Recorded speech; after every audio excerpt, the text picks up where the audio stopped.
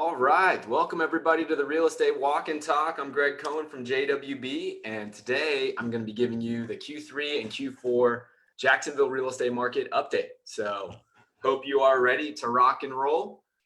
This is something that we do, of course, every quarter for our clients. We do it in a client-only call, so I'll be giving you guys a little bit of what we share with our clients, and this is something that we talk about regularly on our show. We have our Not Your Average Investor show every Tuesday and Thursday at 12:30 Eastern. So if this is something you like to talk about, rental property investing, Jacksonville, all things JWB Real Estate Capital, join us for the show.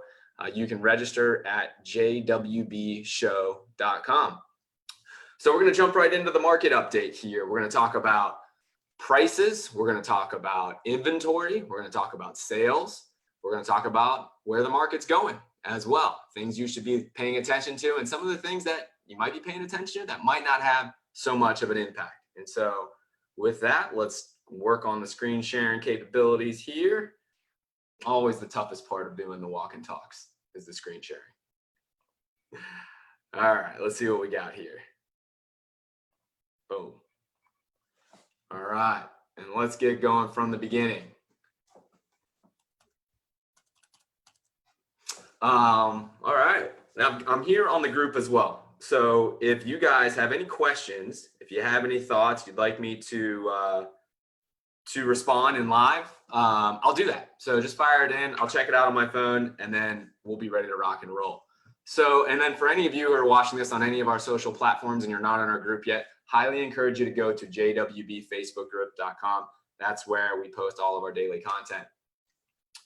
And without further ado, let's take a look at the housing pricing. Well, in order to understand where we are for pricing, we need to have a little bit of perspective. So that's what I brought for you here today. Whenever we're looking at housing pricing, we're looking at the median sold price. We're looking at the median DOM, days on market. We're looking at the number of sales. And then what I'm looking here is the appreciation rate year over year. This is actually the 6-month trailing year over year appreciation rate, the best way to look at year over year appreciation. So if we're going back a year from now, August of 2019, in Jacksonville, our median sales price was $245,000. Days on market's 38, and number of sales 2659 for a year-over-year appreciation rate of 3.89%. Well, how does that compare to historical averages? Since 1991, the historical average for appreciation rate in Jacksonville is 4.3%. So really close right there, pretty much normal market last year, August 2019. Now let's fast forward. Let's go to June, just a few months ago here. Median sold price had gone up. And of course, in the summer months, due to seasonality, you expect prices to go up. So certainly not a surprise in a normal year, but guess what? This was COVID time. Everybody was freaking out in the beginning and saying that prices were going to go down. If you were a part of the group, we talked about this early and often when COVID broke, that we did not see prices going down. And actually, because of the things I'm going to share with you here about when it comes to inventory, we saw the opposite happening. And that's what happened, meaning that prices went up. So median sales price in June was $255. Days on market was at 43, still pretty low. But look at the sales number, 3,155. That was the single highest month for sales in Jacksonville's history. We had never crossed 3,100 sales in Jacksonville. So that was a big month, and our year-over-year appreciation rate, 4.5%. Well, you know how I mentioned that was a record for the number of sales in a month? That was only a record for 1 month, because in July of 2020, you can see this sales number skyrocketed again to 3,600 sales. The median sales price went up, as you would imagine, and days on market is creeping down. Now, what's happening here is that you have really low inventory, you have really low interest rates, and you have high net migration from the Northeast coming into places in the Southeast like Jacksonville. And that is causing your number of sales to go way up. And when your demand goes up and your inventory is low, your supply is low, that is a recipe for increasing prices, which is what has happened.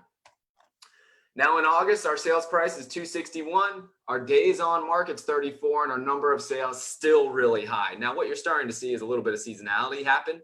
In the summer months, you always have the highest number of sales and the highest number of your typically your highest pricing gains are in the summer. So certainly not a concern here that you're at 261. This is normal. If you look over year, you would see that this is a pretty normal progression. What is not normal is this number of sales, and days on market is really, really low. For a year-over-year appreciation rate of right around 4.9%. So that's housing market data. And thank you for all of you for being here on the on the walk and talk with me. I can see we've got a comment already. What we're doing is a Jacksonville real estate market update. So what I'm going to do is look at the comments at the end. If you have questions, I'll look at those at the end and I'll answer those for you guys. So that's what pricing is up to. Now, pricing is a result of supply and demand. And there's a leading indicator that JWB looks at that allows us to understand where the market is going in the short run. This is how we looked at what happened during coronavirus time, and we came strong and said we did not see prices going down. It's because we were looking at the data that I'm about to share with you. It's called months of inventory. And months of inventory basically tracks how many houses are on the market divided by the number of sales that happened in the previous month. And that basically gives you an understanding of how quickly the real estate market would be exhausted, how many months it would take to exhaust the sales in real estate market. And a real estate market is just like any other business. If you have low inventory and you have a lot of sales happening in the previous month, there's going to be upward pressure on pricing. If you have a lot of inventory and you have low sales the previous month, low demand, that means there's going to be downward pressure on pricing. And so take a look at this data here. Oh, well, actually, I have a trivia question for all of you. Let's see who can get this one. All right. So months of inventory is a measure of the number of months. You basically take the amount of sales on the market, you divide it by the number of sales that happened the previous month. As you're watching this, fire in a guess. I want to see how close you can get. What was the highest months of inventory during the Great Recession?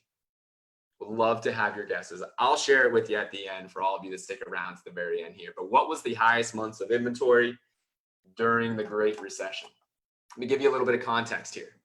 All right, August of 2019, a year ago, we had 7,680 homes on the market in Jacksonville. Total sales, 2,659 for months of inventory of 2.89. Now, what does 2.89 mean? Well, history shows us that an equilibrium market is between 6 to 7 months of inventory. What an equilibrium market would mean is that you should see normal home price appreciation in an equilibrium market. Normal home price appreciation in Jacksonville is 4.3% per year. So if you're between 6 and 7 here, that would tell you it's going to be a normal market. You'd expect about 4% appreciation. If you're higher than 7 and getting much and much higher than 7, as you would have been during the Great Recession, you would expect to see a lot higher than 7. So there's a little clue there. And the higher you go, the more downward pressure on pricing. Now, the opposite is true. The lower you go, the more upward pressure on pricing. And so if you are around 3 months of inventory, that is really low, really, really low. And that's where we were a year ago. Now, if we fast forward to June of 2020, the height of coronavirus, you can see where we were. Inventory was down from where we were in August. Sales were way up, and that means your months of inventory is low. Guys, this is why I came so strong and said that I did not see prices going down, even as in the midst of dealing with a pandemic, which nobody had dealt with before. It's because of measurements like this. So 2.35 months of inventory is insanely low, insanely low. July of 2020, look at this, inventory on the market, 6,200 homes on the market only, right? We had 3,600 sales for months of inventory of 1.71. I've never seen it that low, ever, as long as we've been tracking it. There's just no inventory out there. And when there's no inventory and there's a lot of sales happening, prices are poised to go up. And then in August here, inventory still remains low. Sales come back down to reality a little bit here, and we're at 1.98 months of inventory. Same story. Inventory is way low. Sales are strong, being brought on by low interest rates and net migration, population growth in Jacksonville. And that's why you're seeing that prices are going up, certainly not going down as many we're fearing here. And now let's give you a little bit of historical perspective here. This is why when our clients invest in Jacksonville, we talk about all of the profit centers, right? And I'm going to stop the screen share here for a second here. So when you're investing in rental properties, most people just pay attention to the cash flow. And cash flow is incredibly important. It's what turns this into an asset, not a liability. However, you need to go a little bit farther than just looking at the cash flow. You need to look at all of the profit centers. All right, you need to look at tax savings and principal pay down and home price appreciation. And the question I get often is, how can you count on home price appreciation? Well, I'm going to show you right here in this map how you can count on home price appreciation. All right, let's do the screen share thing again here. All right, and I think we're back in the game now. And thank you all for watching. We've got a nice crowd here. If you guys have any questions about what I'm sharing here, I'm going to take questions at the end. But what we're looking at is historical home pricing data. So the way that you can count on home pricing appreciation is by looking at the historical trend. And what I'm going to show you in this graph here is that history repeats itself when it comes to home price appreciation. If you buy and hold for a full market cycle, which is known to be between 10 to 20 years or longer, you're going to experience similar appreciation to what we've already been experiencing over the long haul. In Jacksonville, it's about 4.3%.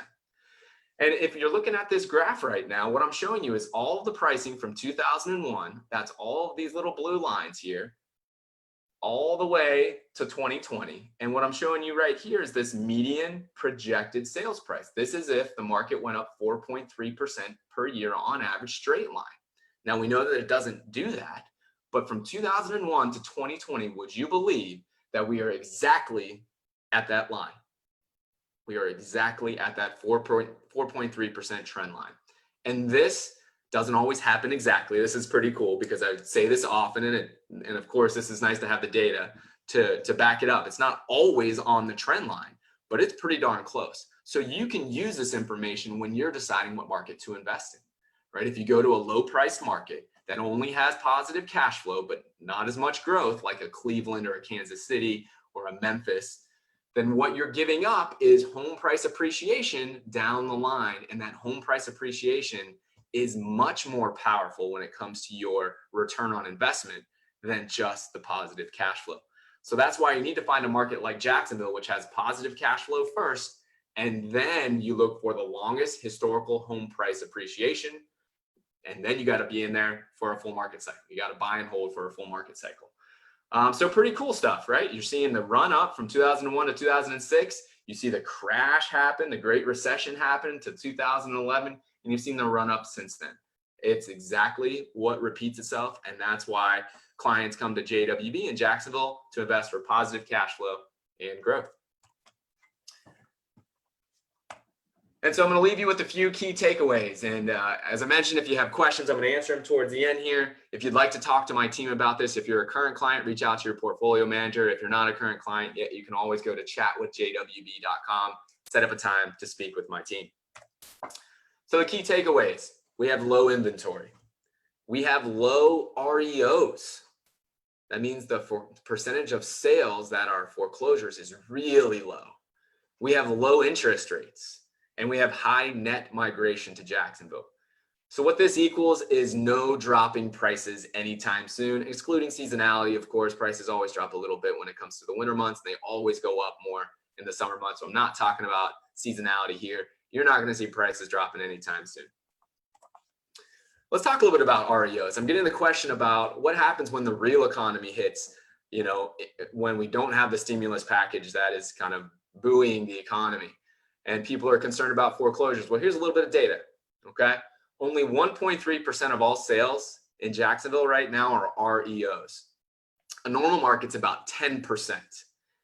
It was 30 to 40% of the market back in 2014 when, you really did have a huge glut of foreclosures before then.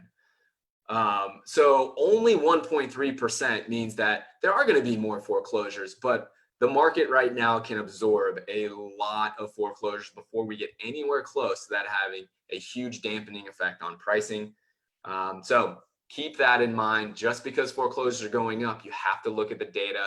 You have to look at months of inventory. You have to look at the percentage of REOs. And if you don't want to look at it yourself, just tune in to me. I'll tell you.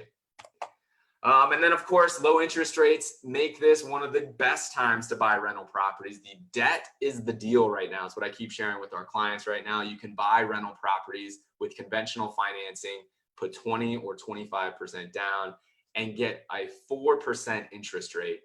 That is incredible. We're never going to see it again. And this is helping people create more generational wealth than any other time that I've seen, as I've been investing for 15 years now.